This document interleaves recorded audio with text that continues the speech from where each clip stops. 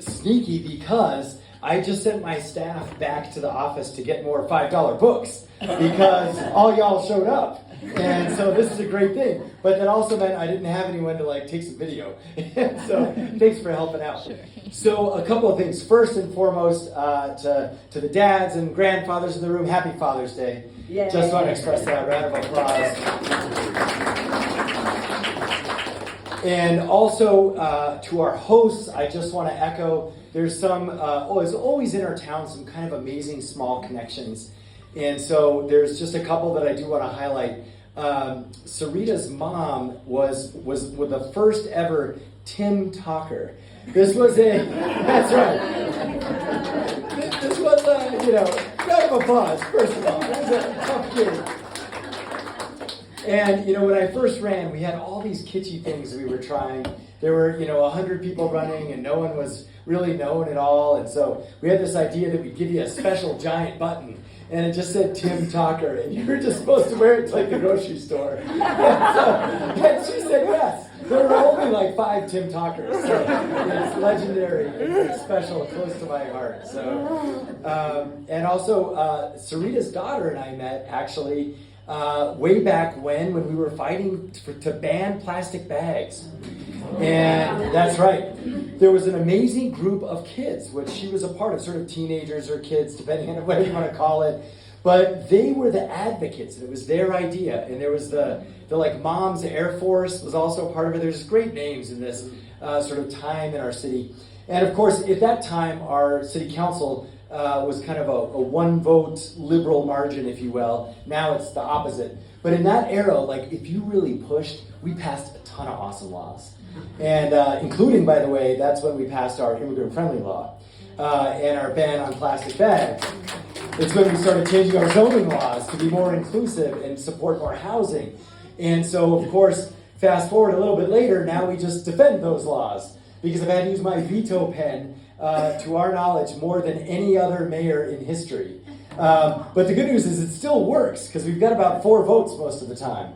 And so anyway, but I just want to connect those dots to just remind everyone that we're all in this community together and our lives intersect all the time, whether it's with parents or siblings or everyone in between. And I also just want to express my gratitude for your opening remarks because my family is all doing something tonight for the campaign, so that's why they're not here. So my brother's flying home, and my wife's driving him, and my kids are home alone, which is they're young, so we've only done this a couple of times, and they're a block away, and so I was and now they're gonna go try and get a few more $5 books. So it is a family affair for sure. And of course, some of you bump into my parents here and there too, and they spend all day, all week, just driving all over the city. They're in their mid-80s, and they just pick up $5 donations by car, because that's what they like to do. So, I'm Dad, what'd you do today? And he's well, I spent 6 hours in the car, and he's I got you $5 donations. I was all right, that's good. The efficiency there might not be the best, but, and so, anyway, really appreciate it. So, I think what I should do is, I don't want to talk too long, but I do want to make sure and touch on important issues. I'll try and take a few questions. I know there is a great group here tonight, so I think what I want to do is I'm going to start with the city and end with something on the campaign, okay? So just a couple of things about the city. First, I want to acknowledge these are really tough times in Albuquerque, and I think we all know this. We've had generational challenges that have been bringing us down and holding us back for a long time. And then on top of that, we have national challenges. And so that is why times are so tough here in Albuquerque. Now, I believe they're so tough that actually the most important thing we can have, at least from an election standpoint, is that we have strong and experienced leadership going forward during these tough times. That also means holding us together for what is happening in D.C. and the efforts to divide us and really harm our city.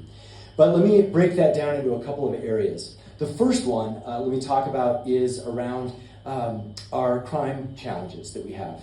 And so it basically looks like this. 10 years ago, roughly, crime started going up. And it has been going up ever since, until we did a couple of things differently. But what we decided about 3 years ago is that we actually have to rebuild a department. We have to rebuild a department that was literally falling off a cliff we were under a consent decree for wrongful use of force. Then all of a sudden we had officers leaving in droves. And then of course crimes going through the roof. These are big challenges. And so we decided we've got to do the real work, which takes time and is not always popular. The real work to rebuild a police department. So here's what we did. We actually took the entire process with how the department's run, and we broke it up and we redesigned it so that we could come into compliance with the consent decree, which we finally did a month ago. And so there's more change, there's more that we have to do. But people thought we could never do that. I mean, people thought like that was unaccomplishable. And we actually did that. Similarly, if you think about how we actually fight crime now, we use civilians and we use technology. And it's finally making a difference. So here's how this works. We added in tens of millions of dollars in cameras, actually, all over the city, and license plate readers, and gunshot detection. This has been the big one. And they're integrated. And so all of a sudden we use this technology because it takes the place of, in many cases, officers. But it's also much more effective in terms of two examples that I'm going to give you. One is very serious. When there's a shooting in Albuquerque. When there's a shooting in Albuquerque, until 2 years ago, there was a 50% chance that you would get away with it. Can you believe that? That has been true in our city for the last 10 years, up until recently. Now, there were all sorts of reasons for that, but here's what is different now. Now, when there's a shooting, we know within 40 feet where it happens. Officers show up because they know that because of gunshot detection that's on their cell phones and in their cars and at the real-time crime center. And they show up, and then we collect the shell casings. We run it through a national database, and we know who bought the gun. We know if it was stolen. We know if it was used in another crime. And then we turn on the cameras because we know when is very important, exactly when the shooting happened. So we look in the area on the cameras, and all of a sudden we see like 4 white sedans. Well, then we start following 4 white sedans. But we're doing this in minutes at the real-time crime center. And then we're reading license plates, and we figure out who the suspect is, and we're at their home, and we arrest them. Now there is a 99% chance you will be arrested if you shoot someone in the city. That is the difference in real world.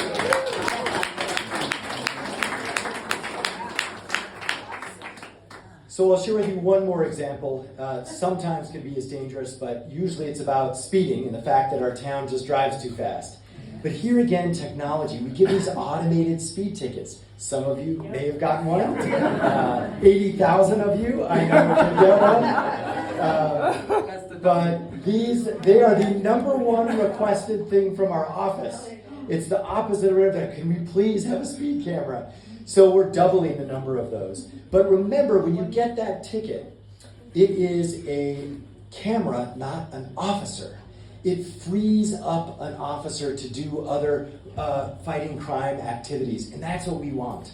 And so this is also what civilianization is about. So civilianization is this idea that you only want officers dealing with violent crime situations. You don't want them doing paperwork, and you don't want them doing low-level crime fighting. So that's why we also send public service aides to traffic accidents. We don't send officers.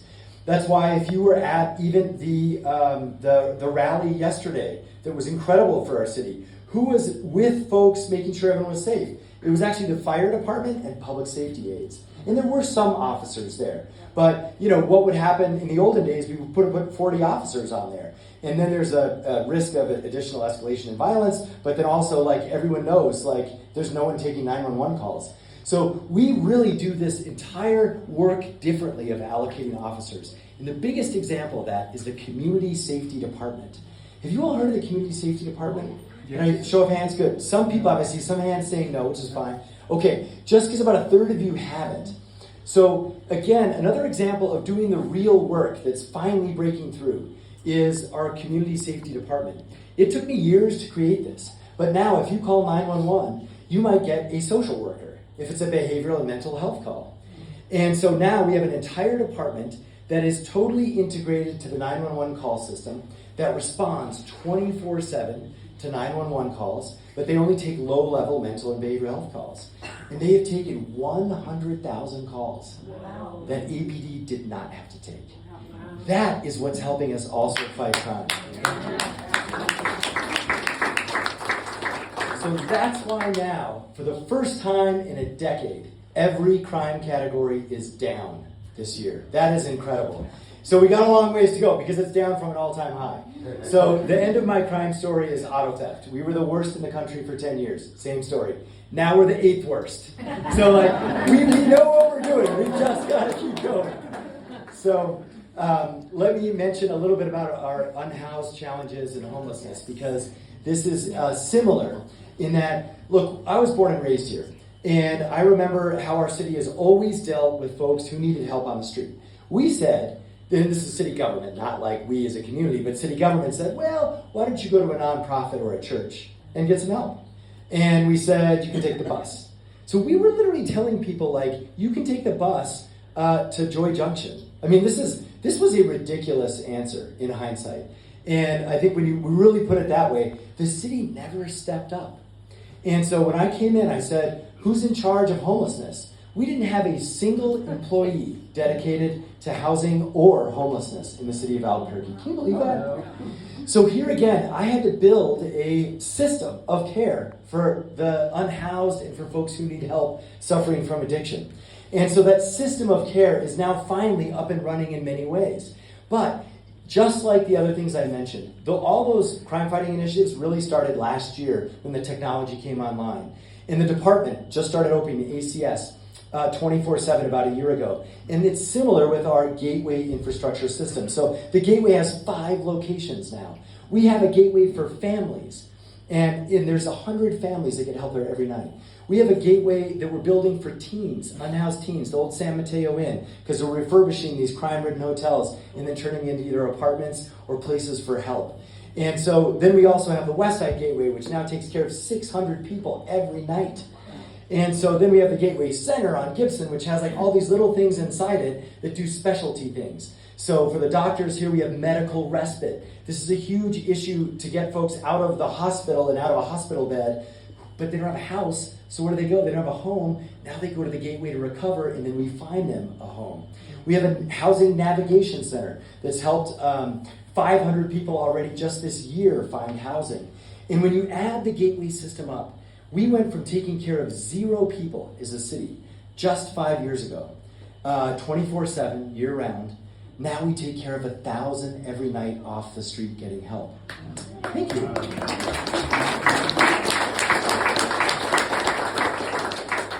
So this has taken time.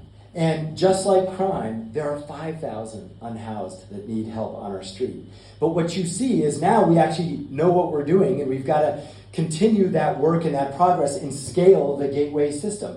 And we've built it so it can do that. So in another year, I can get another 1,000 off the street and into help. But I have to have the funding and the support and everything to do that. But it's all part of the gateway system that is also going to be around for generations to come. It's something that we should have had for a long time.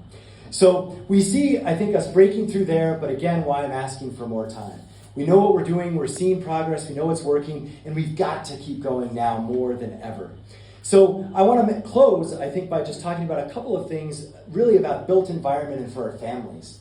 You know, also 10 years ago, there were no drinking fountains that worked in our parks. And like, I don't know, that always frustrated me. I mean, it was like one of those things you don't talk about in a debate when people are saying like, why are you running for mayor? But like when I'm at a park with my kids and the drinking fountain doesn't work, I mean, you know, like it's like, what's wrong, you know, with the city? So now we have 70 drinking fountains that work all over the city. We're adding more.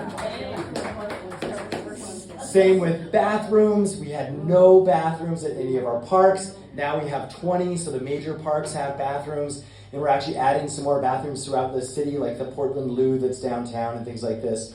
And so, and look, it's for every, people always, you know, have this assumption about what it's for. It's for everyone. It's for folks who just need to use the bathroom more than others. It's for kids and families. And it's for folks who have nowhere else to find a facility. It's for everything. And now we've figured out how to do it right. We never have problems with this issue. So those are just 2 small things that we never want to forget. But bigger things are, look, the rail yards just over there. Same thing, for 40 years, mayors have been trying to figure out what to do with the rail yards. And actually, they all had good ideas. The difference is we're actually getting it done. The C&M Film Academy is slated to open and bring hundreds of our kids and connect them into the film industry. That is going to open this winter. It's all a done deal. I just saw it this morning. And so here again, we're breaking through.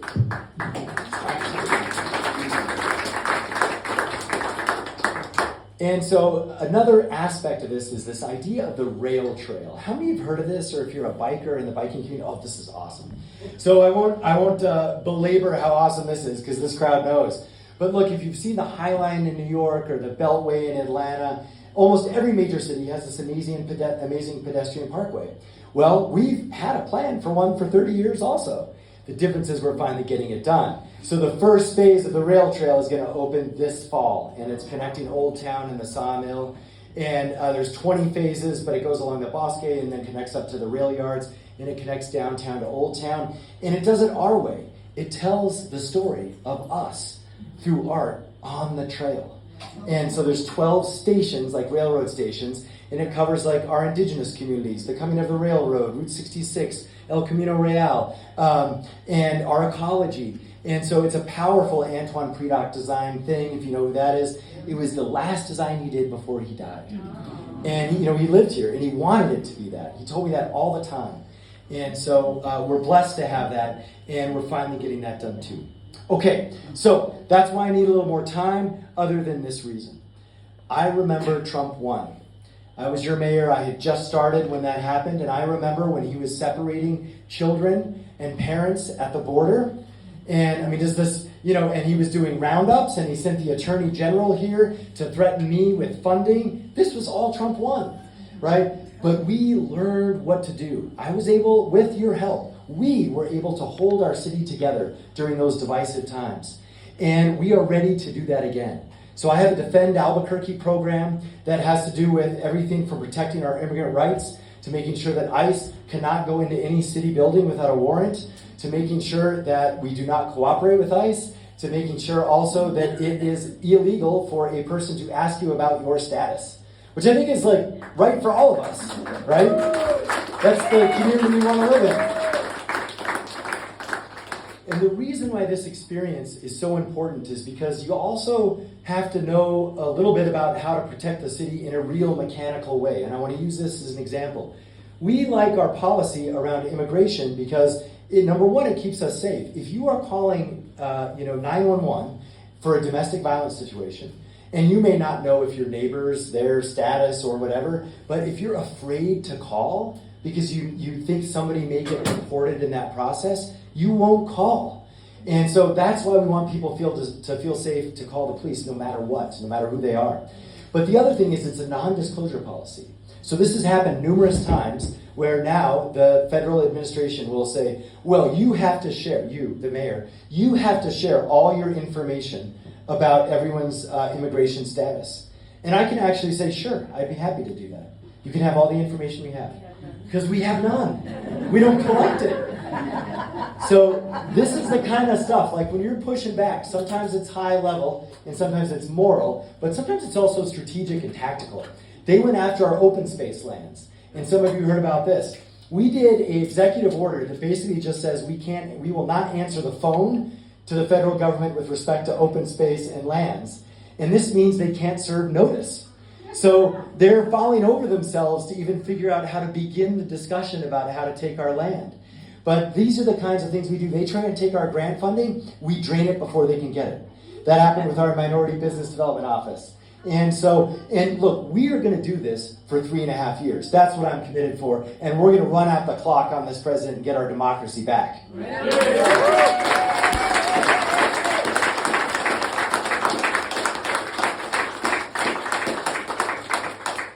So the final thing I'll share with you is where we're at on the campaign. We are the last campaign left trying to do public financing. You may have heard of this. It started with 7, we're down to 1.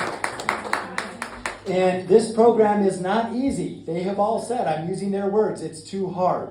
You have to know people, like people, our neighbors and friends and family and other people who are interested in democracy, right? And they make it sound like it's something that is only for incumbents or something like that. The irony is I used this the first time around. And Republicans have won with it, Democrats have won with it. The difference this year is people didn't do the real work. I was at the rail yards market this morning. I'm out there with my $5 getting the sunburn. No one is out there asking for $5 for public financing. And I think that's too bad, actually, because public financing is an alternative to a system that is based on big money and special interests. It may not be perfect, but it is way better than what we have for the rest of the country. And I'm proud to have it here in Albuquerque. And I think we should have a mayor who stands up for that.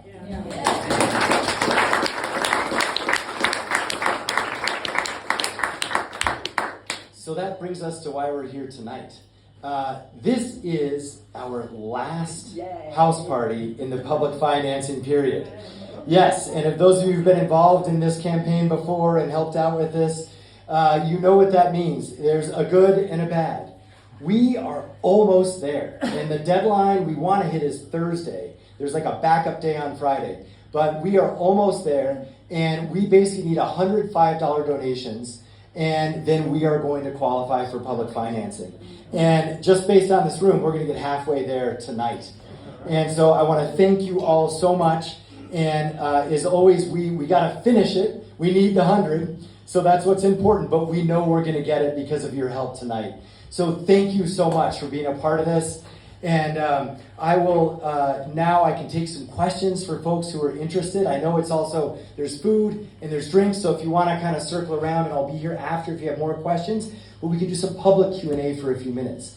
And what I will share about that too is, public financing forces a candidate, me and everyone else, to have the conversation.